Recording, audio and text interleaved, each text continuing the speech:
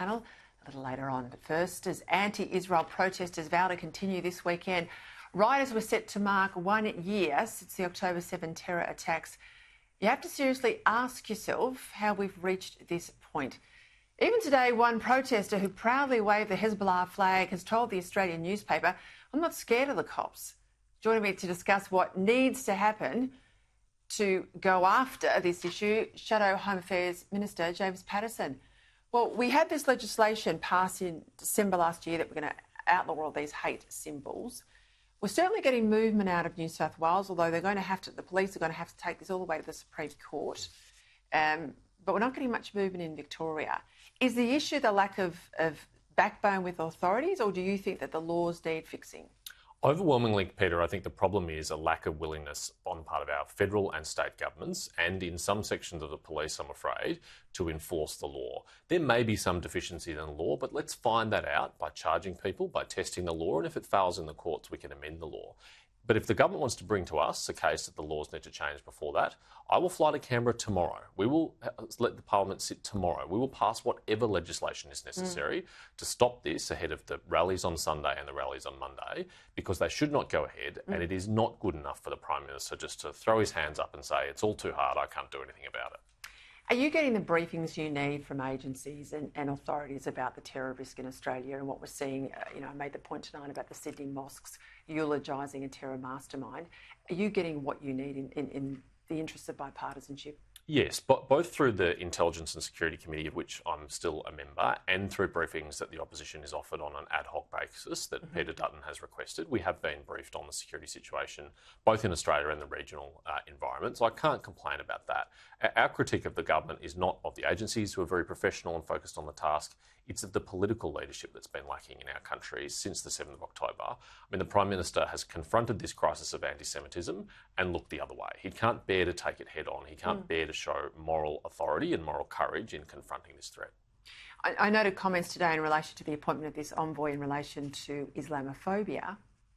The associations, Muslim associations, are wanting him to focus not just on the issue of Islamophobia, but also on greater protections for the pro-Palestinian protesters. Now, that's got to be a concern. Well, it's not the purpose of an Islamophobia commissioner to go organising rallies or helping to protect rallies of the pro-Palestinian cause. They're separate issues. He's supposed to be dealing with racism. All forms of racism are morally abhorrent, and we've got no quarrel with there being an anti-Islamophobia commissioner. Although I think it's very telling that the government has taken this long to find someone who would accept the appointment, who was qualified for the appointment. It's my understanding that the Jewish community proposed the anti-Semitism commissioner last year in December, and the candidate that was subsequently appointed, but the government sat on that for 6 months because they couldn't find an equivalent Islamophobia commissioner. And this just shows the false moral equivalence that's being drawn here by the government, that on the one hand this, on the one hand other, they can't call out anti-Semitism without also calling out Islamophobia. And it's no wonder that we've got the crisis that we have today. But I know you've got close links to the Jewish community, but those I've spoken to feel very fragile at the moment. I've never seen them as distressed as they are today, and you talk to Holocaust survivors who've been in this country for close to 100 years who say that they just cannot fathom the unsafe experiences that they're having in Australia, that they never thought our country would be like this. And I even talk to members of the Jewish community who have or are contemplating moving to Israel, and they think they'll be safer in Israel under attack from 3 terrorist organisations than they are in Melbourne or Sydney. I mean, that is a travesty. I remember Islamic State very clearly. I remember the siege at Martin Place. There was a flag put on the window. It looked like an ISIS flag. I don't think it was in the end. That the Arabic writing was a little different. But we didn't see that in the middle of the Islamic State conflict, flags on the street. We certainly didn't see it in relation to Al-Qaeda. I made the point with Greg Sheridan before. I can't remember mosques holding services to eulogise Osama bin Laden. No. That's only 13 years ago. How did we get here?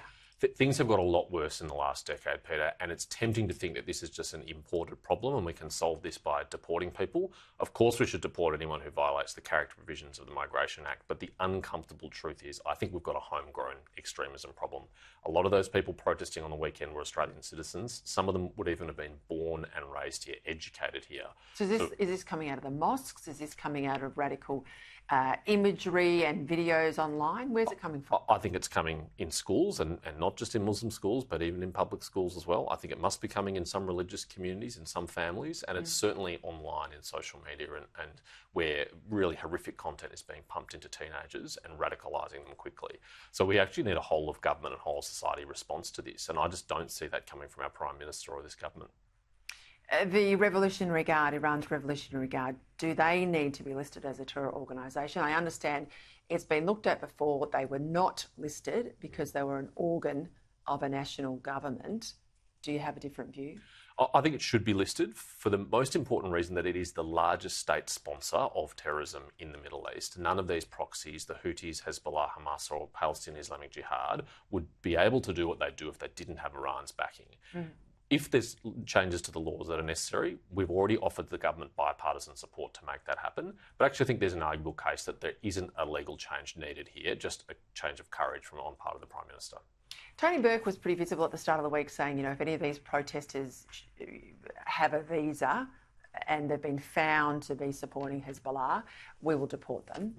He's basically disappeared from the media, though, since Monday. He's got a high Muslim population in his seat. I see that as pretty politically motivated.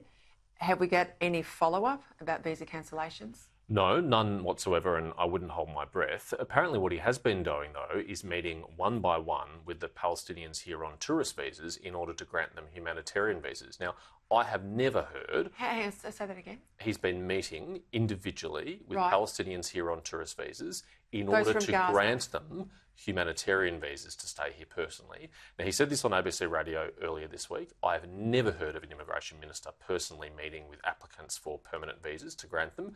He was asked by Patricia Kavlis, are you going to meet with all 3,000? And he basically said, we'll see how we go. I mean, this is extraordinary and, in my view, quite inappropriate. When we said we wanted the government to conduct face-to-face interviews, we didn't mean that the minister would be doing it here in Australia. We meant that our agencies would be doing that overseas. It is a bizarre situation and hard to fathom why. You wonder if they're getting a sign up to the Labor Party form as they walk out the door? Yeah, a cynical person might say that. James, thank you. Thank you. Senator James Pat.